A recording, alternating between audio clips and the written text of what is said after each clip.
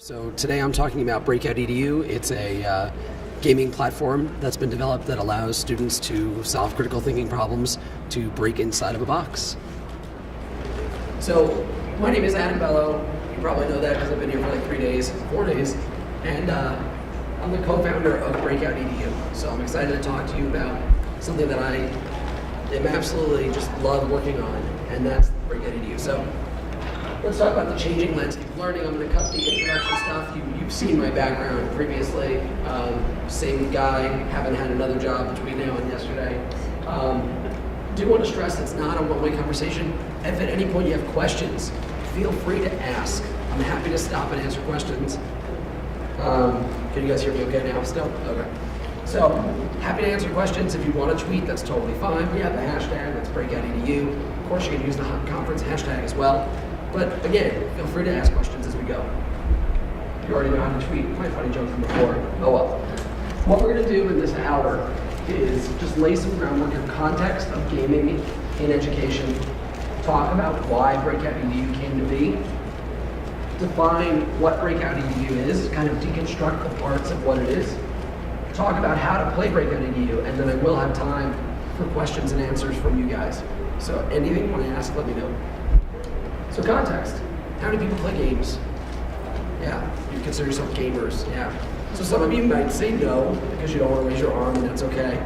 But I'm not talking to the nerds who are playing Dungeons and Dragons. Some of you are laughing. Did you ever play? You did? Oh no, okay, there you go. So, still awesome. So, many of us don't think of games, but even my wife, who does not play video games or conventional games a lot, has some games on her phone. I call these games toilet games. Right? It's like 5 minutes, you're good. So, people do play games. You guys remember the first game from Nintendo? What was the first game? Mario? No, it wasn't Mario. It wasn't Duck Hunt. It was actually, Nintendo is a really old company. People don't know this, but they've been around for over 100 years. This was their first game. It was a card game. I don't speak Japanese or read it, so you won't know what that is, but that was their first Nintendo game. The games have been around for a really long time. The first game of record was Senet, and apparently was played by horses and lions and stuff that look like people. It actually has roots in chess. So if you look back, this is a game of, from a painting from many years ago. What about these games? We don't think of gaming as our board games. My kids still love to play board games. Thank goodness they just got into Othello. I love playing board games with them. You guys have played board games with folks? Yeah, fun. But in our classrooms, technology and gaming has always been kind of in this vein. Right? Should you ford the river or not? That's all I want to know, right? Never ford the river. Read a rabbit, math blaster, number munchers, math munchers, Carmen San Diego, and games are everywhere. So this is my son doing backup vocals for Rock Band. He's terrible, but anyway. What about Pokemon Go? That's a game. Oh my gosh. Biggest game craze of the last year. Kind of died out, although Niantic is really trying to revitalize it. You know what their next game is, right? It's an AR version of Harry Potter. It'll be out soon, and it'll be driving everyone crazy. So, the weird thing about that is that people that did not traditionally play a lot of games took up Pokemon Go. People that also don't do a lot of physical activity did something that they haven't done in a long time, which is walk. They walked a collective almost 2.9 million miles in 6 weeks using Pokemon Go. Games can change behavior. They can change culture. Some people even made businesses out of it. This little girl came up with a lemonade Pokestop, and she would sell your favorite team's beverages and snacks. Person on the right came up with a business model where she would train you how to play Pokemon for $20 an hour in New York. It's a pretty smart idea. Minecraft is probably the biggest go-to game concept in the ed tech space, right? You think of Minecraft as both having gaming implication as well as having educational implications. When they released the education edition, Minecraft really started building itself into the classroom. And Minecraft is used all over culture. Kids have a Minecraft Bible. Why not? You can gamify religion, you can gamify anything. And Minecraft, not everyone gets it, and that's okay. But I was at Microsoft, they did an unveil of some of the new Minecraft education features, and they brought in this guy, Adam Keen, or as he's known in the Minecraft community as Wizard Keen. Adam Clark, Wizard Keen. And he showed us how he built a full working nude body out of Minecraft bricks that if you fly through, you actually can see the different systems of the body. That's what that is. It was insane. I mean, like, just nuts. So games have been around a long time. Kids have taken these elements and they brought them to other aspects of their classroom, like science, periodic table, etc. I mentioned this in the keynote the other day. This was my first game I ever built, which was Manhattan Math. And it wasn't really a game. It was just a worksheet. You would roll a dice, you would get a question, and if you answered it, you would move forward the number of spaces on the dice. It was terrible. You know, it looked good. I spent a lot of time making that thing look good. Very proud of it, but it was garbage. And the kid, after the first 5 minutes of playing it, realized exactly what it was, which was a gamified worksheet. It was lipstick on a proverbial pig, right? It's cute, right? I don't know. So this brings us to Breakout EDU, right? Looking at the landscape of games, both in our personal lives and past culture, as well as our education system and the ed tech world of video games and gaming in general. And it brings us to Breakout EDU. There's people that have really adopted Breakout EDU. We're very proud of the community that has come up around Breakout EDU. Maria Galanis, who's just a wonderful educator, bless you, wonderful educator in Illinois, came up with, you know, this list of 10 reasons why she thought people should play Breakout. And it was illustrated by Sylvie Duckworth, who does this amazing infographics. So I'm not going to go through this. We'll kind of unravel each one of these. But just the power of educators taking this concept and sharing it with other folks is really so exciting to all of us at Breakout. Breakout solves or tries to solve some of the old school problems. One of the problems we see when we think about school is that kids have always said, what do they do in school? What did you do at school today? Nothing. Nothing, right. Boredom.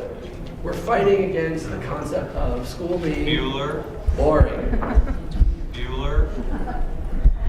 Bueller. Right. Or school can be like this.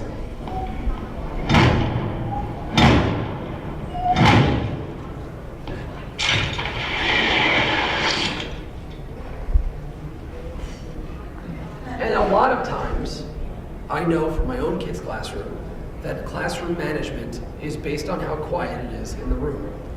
You know you're a good teacher if the kids are very quiet. I've been told this by a lot of teachers. I wasn't a good teacher, the kids made a lot of noise.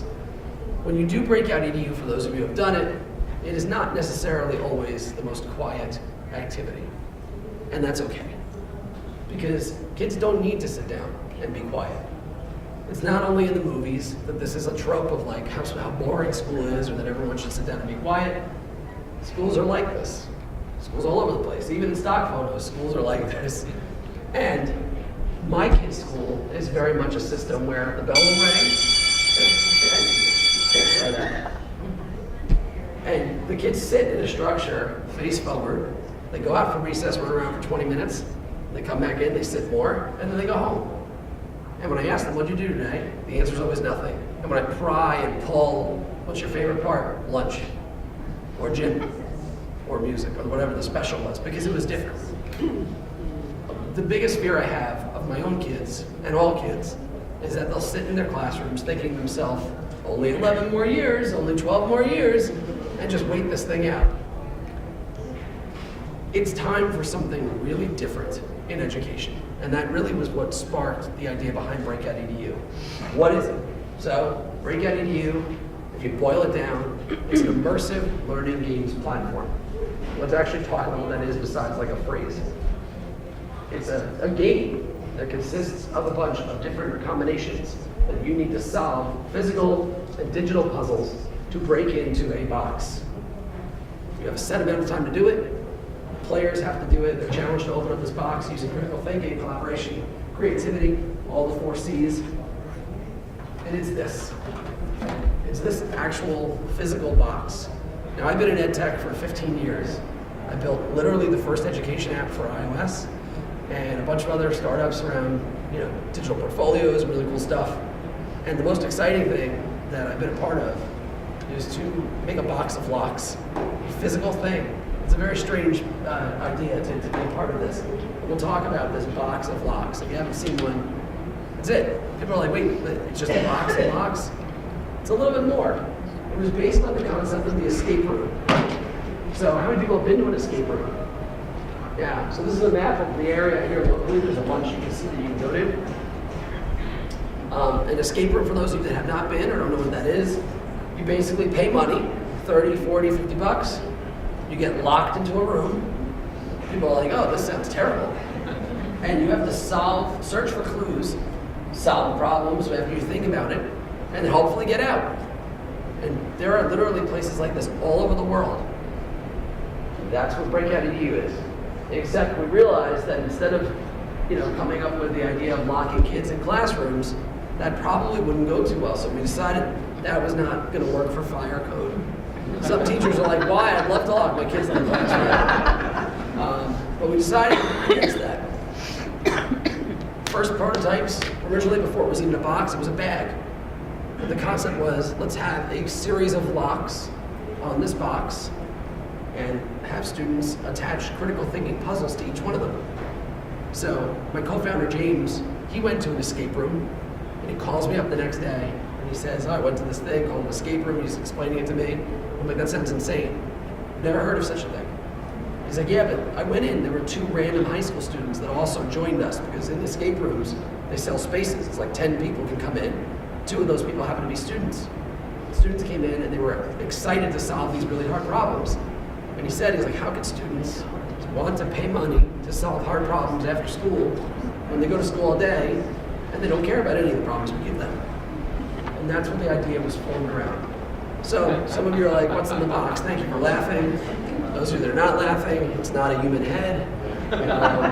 It's a little bit morbid for, anyway, so what is in the box, what we sell, is a complete kit of these very simple, malleable items. We sell a box of locks, really. But the locks are all resettable.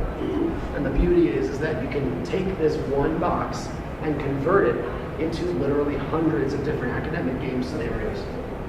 We also recently introduced different types of locks that aren't available anywhere else, such as color locks and shape locks and 5-digit number locks and all sorts of other fun things as well. We'll talk about that as we go through. So, we set up a game, put it in the classroom, and kids solve problems. And then the big impetus, the big thing they have to do is open the box. That's always the charge in those days. As I said, we have a lot of games. We have 475 games. We add more every single week. There's games for kindergarten students. There's games for graduate students and everything in between, whether it be AP Psychology or teaching kids numbers. We also recently introduced something called the subject pack games. So instead of having, we were thinking about doing a whole bunch of different ways to grow Breakout EDU. Now we know people are like on Teachers Pay Teachers, they're selling individual games for $15. We thought that was nuts. So what we decided to do was have a subscription that allows you to, it's in addition to all of the free games, we hired teachers for the last 4 or 5 months to create subject packs, meaning that if you're an AP Psychology teacher or AP Bio teacher, you're the best person to make an AP Bio game, and we vet them all. And we released 100 of these subject pack games for a smaller charge than you would get for like 2 games on Teachers Pay Teachers. So those are the content areas that we've covered in our first release of games, and we release new ones every week. So for those of you that have a kit, just email us and we'll help you get started with the subject pack games. If you haven't purchased a kit from us yet, all kits now come with 12 months of access to all of our subject pack games, as well as something I'll talk about in a bit, which is a digital game creator. But the games we create, while good, they're limited. 475 games is a lot, but if you break it over the strata of kindergarten through 12th grade, maybe it's 30, 40 games that are accessible to you. That's why we realize that you as the educator, as the master teacher, will be able to play a few of our set games and then modify them, or create your own games from scratch. So we have a game development kit, a GDK, where you can create any of the games you want. I'll talk about that in a moment. We also recently released a digital game builder, which allows you to create and share digital games with students. And we look at this very, very, very strongly as saying, this is not a replacement for the physical game, because we'll talk about the beauty of what the physical games allow you to do. This is a way to kind of add some multimedia experiences and videos and links, digital elements into the experience of Breakout. This was one of our earlier games that I created with Mark, who's another guy on our team. This was a game based around the concept of Star Wars. This was my son's second grade class playing it. And the kids' reaction is just a great snapshot of kids having fun in class. Notice an iPad as part of the experience, so we've always been a hybrid of digital and physical puzzles. We're trying to leverage the idea that students can find information, but they can still work together in this collaborative motion. So when I took this picture, I told the teacher that I was working with, my son's teacher at the time, I was like, oh, it was so much fun to come in. She's like, yeah, they've never had this much fun in my class.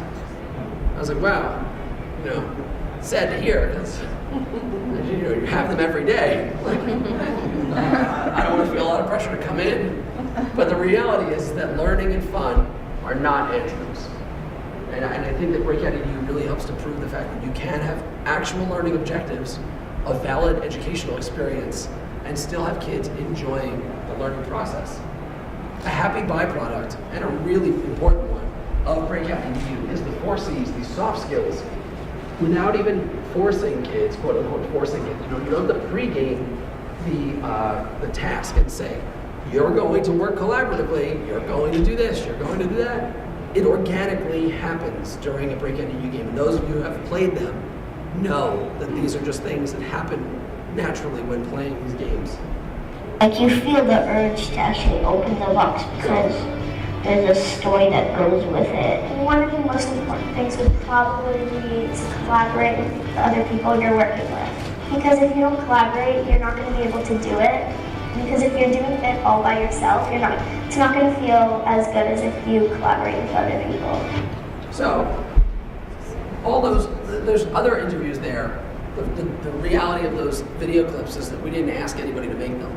We just found them on YouTube. People were making videos, sharing Breakout with other people in their districts. And we just kind of were like, wow, that's awesome. That 7-year-old girl is a great spokesmodel for it. We're like, okay. As a teacher, though, if you haven't done a game, it's a weird feeling. Because presenters all the time talk about how you have to be a sage on this, you don't have to be a sage on the stage, you don't have to do direct content delivery all the time, and you should be a guide on the side. And yes, I agree with that, but it's hard to put that into practice and see it in reality. This truly extricates you from the role of teacher and puts you in that other role of really just saying you're on the sidelines being helpful. And while you're doing that, it gets your kids up. Seat time. Michael Horn has a famous expression. He says, seat time measures the wrong end of the student. Yeah. And it's true. In a Breakout game, no one sits. People get up, they move around, they're actually looking at things physically in the room. What I love about this little video is, A, they had a lot of coffee, they moved very quickly. B, in this video, it shows that people are regrouping and forming new groups and moving to different areas while they work together to do the same activity. The other piece that I think is important is failure. I talked about this a lot during the keynote, but success is the ability to go from failure to failure without loss of enthusiasm. And when you play a Breakout EDU game, you fail a lot.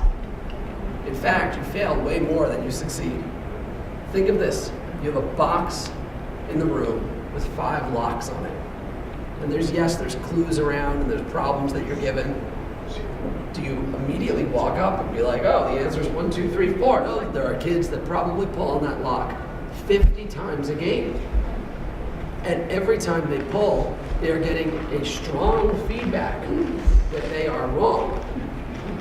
I know from when I was teaching, when I would hand back papers with feedback on it, that if I told a kid that they were wrong, meaning that you got this answer incorrect, or you have to do this to fix it, they'd be like, nah, I got a B, I'm done. Not with Breakout. They are driven to get in, and they will try at all costs. Please, I won't go to recess. Can you extend the timer? Like we've heard, this is a true story. It was on Twitter. There was a teacher. One of their students broke their arm at recess and refused to go to the doctor until after they played their Breakout game for lunch. And I felt guilty and awesome at the same time. I'm like, that's hardcore crazy. Like, it's a lot of fun, and that failure is really about the grit and initiative that we want kids to take to move forward. Respecting failure allows them to explore curiosity. The other thing I think is really important is help. I was a teacher, and when I had a student who was struggling, based on the fact that the curriculum was including so many things and the day was only so long, I would walk up, you look like you're having a hard time, you know what? This one's C, you got it? C? Good, okay, good. Let's move on. And that happens, and it wasn't me being a bad teacher, it was me trying to fit everything in and move everyone along. And yes, there's better ways to do that. What Breakout does is it literally tells you as the facilitator, you cannot help them. You have to stand there with your hands behind your back, even if they're like staring at the answer and saying the answer, but then don't try the answer on the lock. You can't say, you should try that, hint, hint. In fact, hints are a part of the game. We provide 2 hint cards in our kit. They're just pieces of plastic that say hint on it. But the concept is this. When a student has reached their own personal level of frustration, when they have tried 30 or 40 times, depending on the kid, or 5 times, or 2 times, and they're just like, I'm going to give up, this is driving me crazy. They come to a consensus with their group, and these can be played in small groups or whole class, depending on the game, and they turn in the hint card to the teacher. And your job when you get a hint card, as I said, they're just plastic, they don't have any answers on them. You're not to say, the answer is C, you got it, let's open it up, we'll move on. It's to just give them 1 or 2 nudges into a piece of information that might be helpful. And usually when I do hints, it's something like this. You know, you need help? I heard she had some really interesting ideas. You guys should talk. And it's just from the facilitator point of view, allowing you to view students in a much more holistic way and then connect some of the dots with them. Not for them, but with them. I also find it really freeing as a teacher. Because yes, you can set up any of the pre-made games and they're a lot of fun. But after you do 2 or 3 of them, you're probably itching to do your own. Oh, I could do this. I get it, I understand. Like, I can take some of my content. This one's good, but if I tweak it in such a way, and you start building. And I really love that because it gives you a lot of ownership back over curriculum. So this was about 15 days worth of tweets. Again, we don't ask people to share it, but I will tell you the biggest light of my day, besides my kids and my family, is going on Twitter and seeing how kids around the world, teachers around the world, are using this and sharing it. And that's a lot of fun. This was my son's class again. He's the goofy one with the Star Wars shirt. So some of you might be saying, all right, so you have a box of locks, that looks like fun. Where's the learning in this? And the learning piece came when we decided that the box of locks, although amazing as an innovation was to have a box with some locks in it, we needed something really educationally sound. Our next product had to be bigger and better, and so we came out with something called the facilitation deck. It was a deck of cards, and I still stand by the fact that this deck of cards is what really brings the entire experience together. I'm not going to show you the little promo we did for it, but they're debrief cards, and it basically says that at the end of the game, what we recommend is that students teachers put the deck of cards inside the box. Because people say all the time, well, what do you put in it? And originally when we came out, people were putting in candy. Oh, it's Halloween, I'll throw in candy. Oh, it's Christmas, I'll throw in candy canes. And what we found is like, well, then the expectation is I want candy. If I open it, I'll get that. We wanted the intrinsic piece to still drive the learning. So what I used to do was write in learning, the destination, the journey is more important than the destination in invisible ink in the box. And people say, there's nothing in here. I'd be like, did you check? And then the kids would be like, that's so lame. But I thought it was pretty cool. Anyway, then we came out with the idea that at the end of it, how do you end it? Like, if they don't get in, what do? If they do get in, how do you bring the educational value really out of it? Because the experience itself is very, very valuable, obviously. But afterwards, how do we talk about it? So what we did was we created these decks of cards. And the debrief cards talk about the experience from a player's perspective. We have a deck of cards that have questions like, shout out to someone in your group. What did they do? You know, name the person and name the moment that they exhibited critical thinking and creativity that helped you get further. Or there are questions like, if you had to add one more lock to this game, what would it be and why? Or explain how you solved one of the locks. We also have questions that there are blank question cards that allow you to add content questions to the game. So a lot of our games obviously have academic aligned content. If you're doing one of those games, feel free to take the content that you've been working on in class and have a question that relates to the game experience. And we have suggestions for most of the games online as well. I love this part of the game, so if you read about it, you heard what I said. So the power of this really is the 4 C's, that grit and the ability to kind of power through when you think you're failing, and this idea of active learning where the kids are taking more ownership and trying things. So how do you do this? You get a kit, step 1. You go online and find any of the games in our library of games. You set up the physical locks. Before you set up the physical locks, you watch the tutorials and read the instructions on how to do that. I say that because we get a lot of emails. I've locked my keys inside of the box. Fortunately, these are real locks. That's why it makes sense.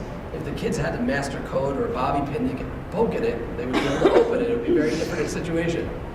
So we do have tutorials, and we also have ideas about how to not get things stuck or broken or whatever. We have a great warranty policy, but that's beside the point. Hopefully you read the instructions, you don't even need it. And then you set up the game in your classroom. The kit comes with these physical items. It also comes with access to that site. The site, and we'll go through that in just a moment, allows you to set up the actual activities. So the site is platform.breakoutedu.com. As I mentioned before, we came out with this new piece to it.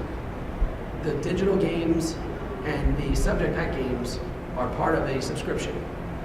We also, and this was something that we just did a poor job of explaining to folks. I don't know if anyone's in our Facebook community. We have 26,000 people in there. Some people didn't understand, and they thought we started charging for all the games. And they rightly so freaked out. And we were like, how do we tell them that that's not true? So we tried very hard to explain it.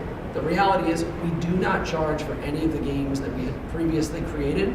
We also continue to put out free games. Like this week we put out 5 new free games and digital games that anyone can play. So please, if you're one of those people that are like, wait, what? It's not all of a sudden we're not like reaching in your pockets. We did create something that we think has added value. If you would like to look at that, you totally can. You don't have to. On this site, we list all of the games. You're able to go through and search and click into any of these buckets and grab them. This is what the games look like. This is what they give you. So it gives you a little bit of, on the top, who designed it, how long will this game take to play, what are the content areas that it hits, what's the story. And usually that story is 4 to 5 sentences of what you would tell your kids. It's the setup.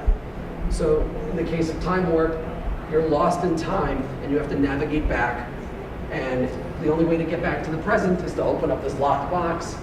And the game is about the history of communication, so you can add a little bit of history facts or whatever it is you want, but that's basically the premise for the kids breaking in. You get the answers. There's a combination code. This is what you would set your locks to. You also have the setup instructions, which are lengthy instructions of exactly how to set up the game, including links to all of the printable resources. People are like, do we have to buy extra stuff for the kit? The answer is no. The answer is no. We provide all of the printable items.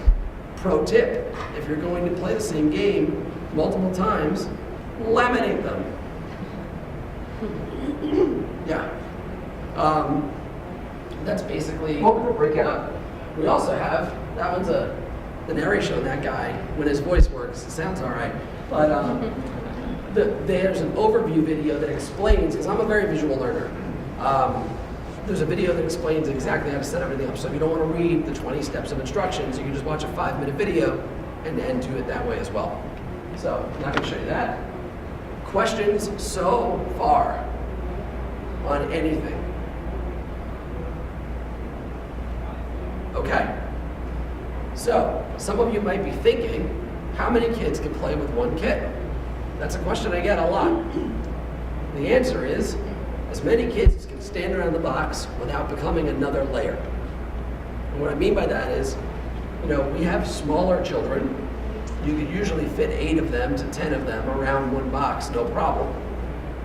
When you have a larger group of high school kids, it's not, when you have a wall of students in front of them that are actually pulling it and trying to get the locks open, it's a very different learning experience for the row in the second row, right? So what we recommend is having 2 kids set up to play the same game. I know some teachers that do it in small centers where they have 5 students playing at a time. We know some teachers, they buy 6 kits for one classroom. To me, that's a little nuts. In fact, if someone emails me and asks me how many kits do I get for the classroom, I always recommend if your classroom is a size of like 25 students or so, I always say start with 2. If you want to get more later, feel free. It's probably the worst sales pitch ever of saying, yeah, buy one for every kid. We don't expect that. What we want is for each of the kids to have a good experience. And the only way to have a good experience is to make sure that they have the opportunity to have the pull of the lock and to try it. I'm going to ask questions and then answer them of myself. It's a little weird meta thing because I've done this session enough to know that someone inevitably will ask these questions later. The other question we get all the time is, what do you do about the kid that's always calling out and that wants to take control? There's a couple of ways to handle that, and I'm very proud to say that our community has given us some great ideas. One of the things they introduced is something called the ticket system, where everyone gets 3 tries at a lock. So the bully, or not the bully, but like the A-type personality that goes up to the box and pulls on it and then just hogs it, only has 3 tries and they have to walk away. Likely, they will be wrong and they will use up their turns. They can, of course, get more turns later on, but the reality is it limits the kind of overarching piece. What about the noise level? That's what I get all the time. Teachers are like, is this quiet? Usually not so quiet, especially younger kids. Not quiet at all. How do you handle that? Well, there's 2 ways. One, you just handle it. The other, for people that are like, I can't handle the noise, but my principal, someone's going to come by and tell me to stop. And so here's what we do. I've heard of 3 different ways I thought were really creative. One is that students had a notepad and paper and pencil, and they had to take their notes and show it to their friends, and you basically had a running log of their thought process. It's kind of like the show your work mentality of what's going on in the game. I thought that was really cool. Another teacher did it very similarly with a Google Doc. They had put their names in, and they would type up what they were thinking. And we had one teacher who did it with sign language. They were learning sign language in elementary school, and the kids had to use sign language to communicate with each other. Kept things very quiet. Sometimes it was very confusing, but it was very quiet.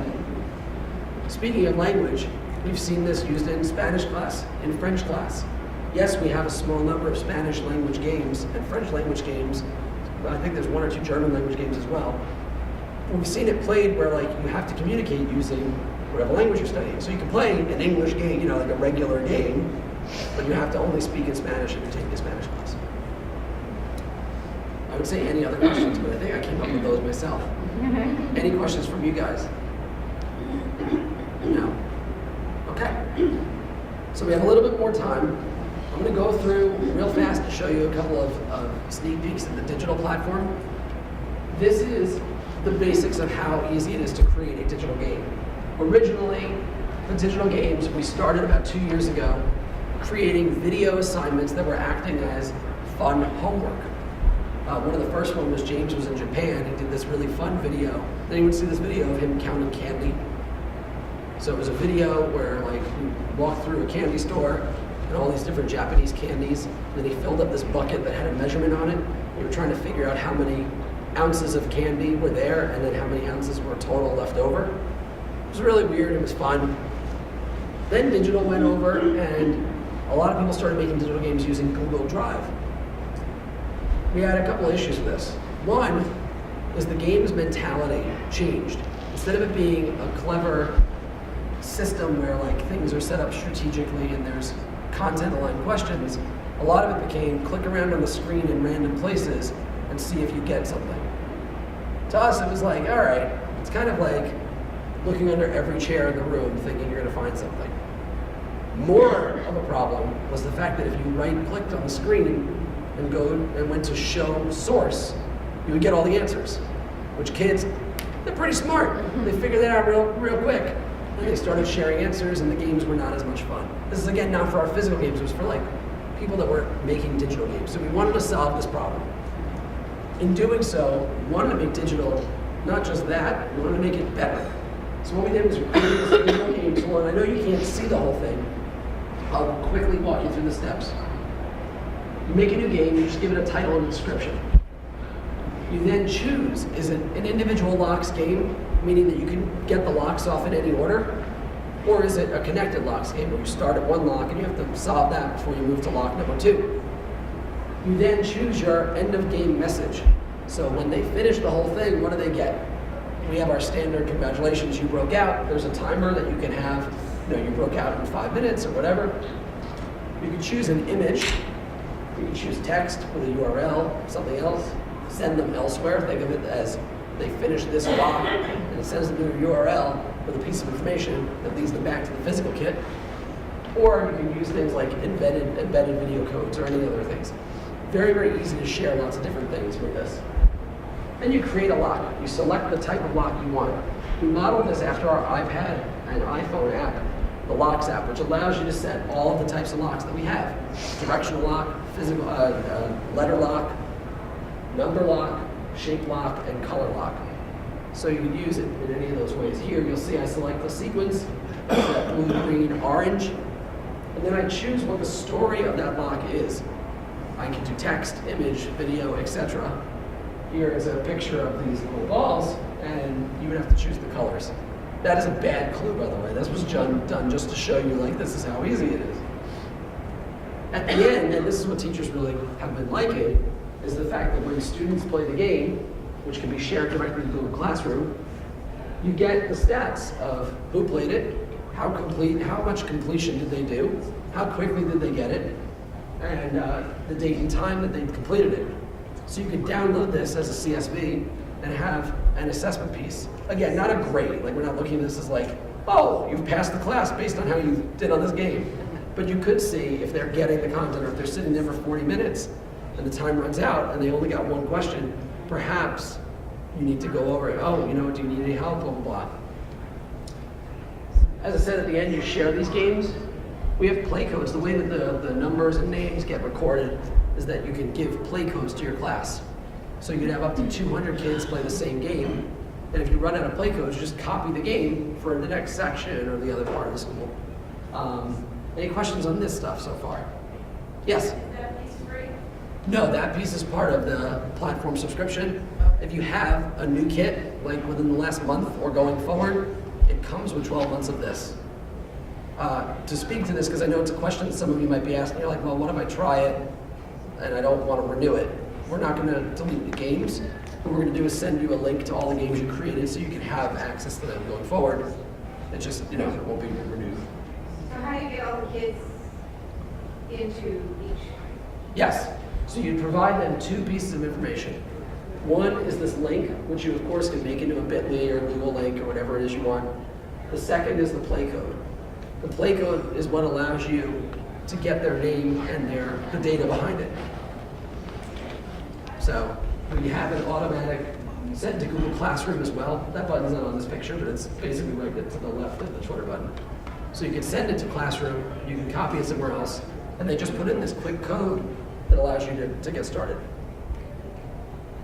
Questions?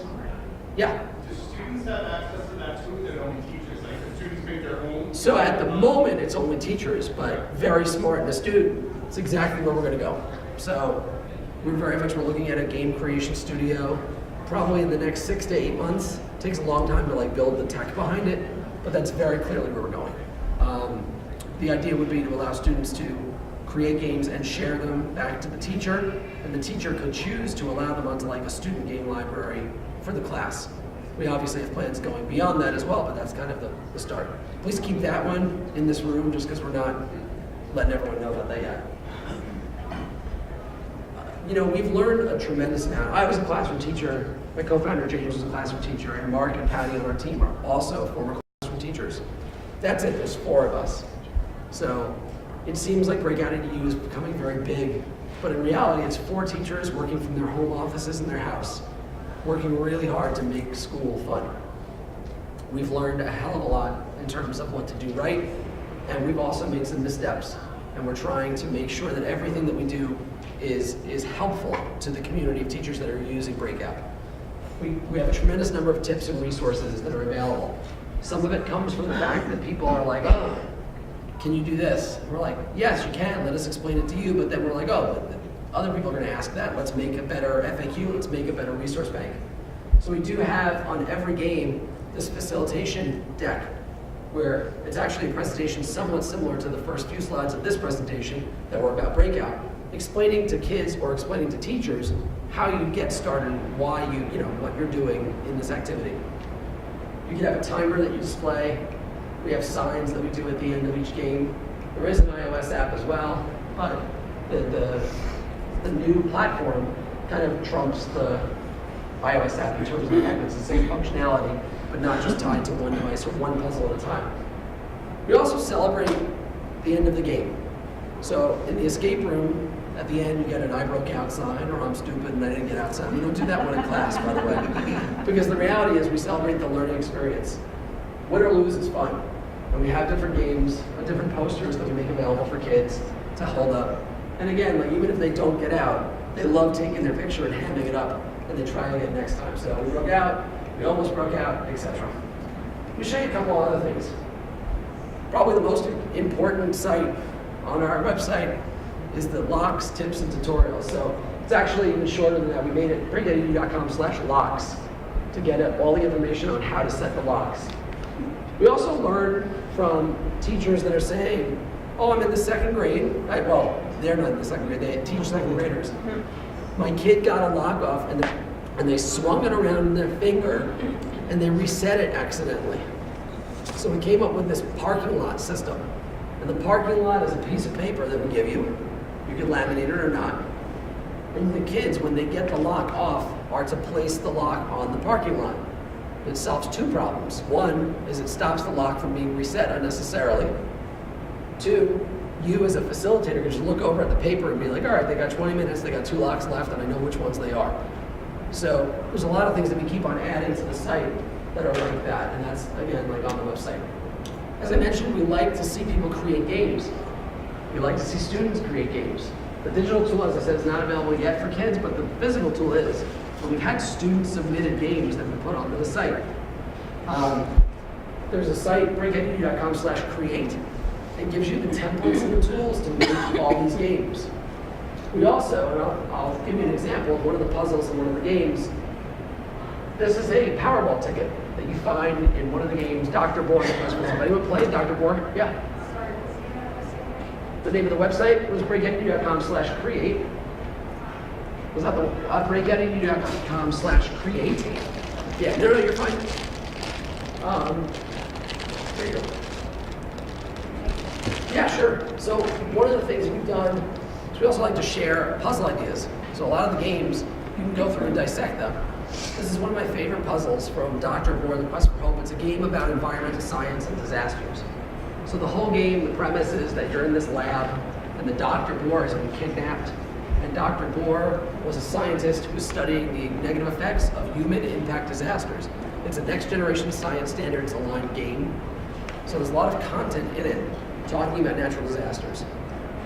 One of the clues is this Powerball ticket, that when the students shine the UV flashlight on, they see these markings over here. You see those on the numbers? Any guess as to what that is? I didn't hear that at all. Longitude and latitude, yeah. So it's a map location. I guess the map on the right probably helps put that together for you. But with the UV flashlight, it says, remember 1986. If they put in those coordinates, they're taken to the map on the right in Google. Again, we enjoy the fact that technology is part of these games. They can use their phones if they have phones. They can use their Chromebooks or iPads or whatever it is. Single computer in the back of the room, too. Give them the resources that they have to play these games. So you would find that. There's also Remember 1986. So on the map over here, hopefully most of you know what happened in 1986. A human-caused disaster at that place. Anyone saying it? Chernobyl. So 1986 would not be the 4-digit code, but the date of Chernobyl winds up being the 4-digit code. So that was one of them. We also like to think about designing games and provide resources on how to do it. This was one of the first games that was created called Time Warp. It's a lot of fun. You don't have to make it so fancy though in terms of the way you think about the game's design. You could do it in Padlet, Poplet. You could do it in, hold on one second. You could do it in mind mapper tools or just on a piece of paper. There's a lot of ways to create and share ideas. I will take questions. I knew I went over a whole bunch of different things, but I'm happy to focus and come back and answer any of the questions you might have, as well as dig deeper into other concepts of Breakout.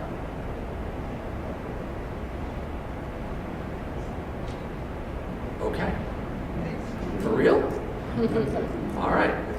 Will you Well, talk a little bit, sorry. yeah. Will you talk a little bit about the history of creating these? Like you started with the box. Like what was the timeline like? How long did it take to get to where you are now? Sure. So originally, started in March of 2015.